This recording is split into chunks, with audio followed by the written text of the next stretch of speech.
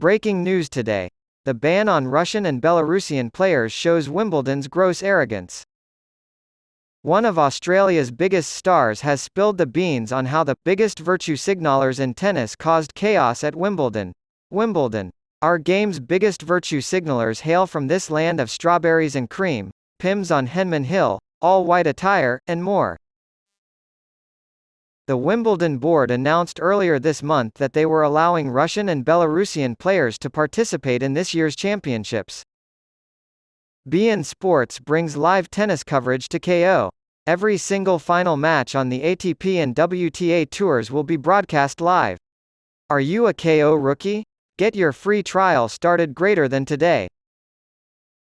As soon as I heard the news, I was reminded of the same board's decision from a year ago, when the same group of players was denied entry to play on Wimbledon's hallowed turf.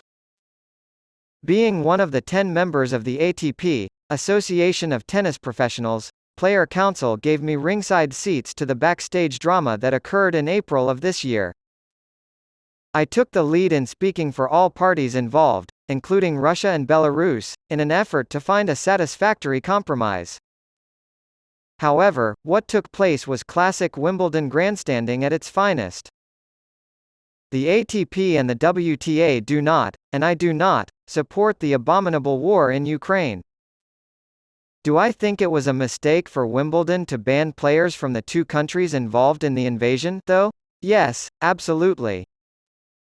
In April 2022, the Player Council learned that the UK government had made its position on Russian and Belarusian participation in sports tournaments clear.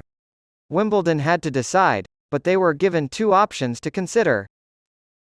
The first is that the Russian and Belarusian players play under a neutral flag and swear in secret that they do not support Putin's war in Ukraine. The second proposal was a total ban on playing for these individuals. The Player Council unanimously agreed that choice 1 was the best way forward. Wimbledon went ahead and picked option 2 without talking to the Players' Council, the ATP, the WTA, Women's Tennis Association, or the players who were going to be banned. As speculation grew as to the reasoning behind the blanket ban, the fear of a potential sports washing moment for Russian President Vladimir Putin emerged as the most prevalent theory. Officials were especially concerned with how it would look if Kate Middleton, the Duchess of Cambridge and royal patron of the All England Club, presented the winner's trophy to a Russian player on Centre Court Centennial. The banned players were understandably upset. Not only were they denied permission to play, but they were also not consulted about the decision. The Russian and Belarusian players called Wimbledon and pleaded their case. Even if they were concerned for their own safety, most people would have signed the document saying they opposed Putin's war. They also wouldn't do any interviews for fear of Russian propaganda using their words. If a citizen of either country were to win a trophy, the money would be given to the Ukrainian Relief Fund, and the winner would not be present at the ceremony. One of Russia's best players has even admitted they'd team up with a Ukrainian in doubles. What a chance we missed to make a statement against Putin and his regime, demonstrating through sports that mutual respect and love can triumph over any obstacle. These protests were ignored, unfortunately. Wimbledon would continue to show moral fortitude by sticking to the ban on players. Due to an oddity, Nick Kyrgios received no ranking points for reaching the Wimbledon final despite the fact that the tournament was played.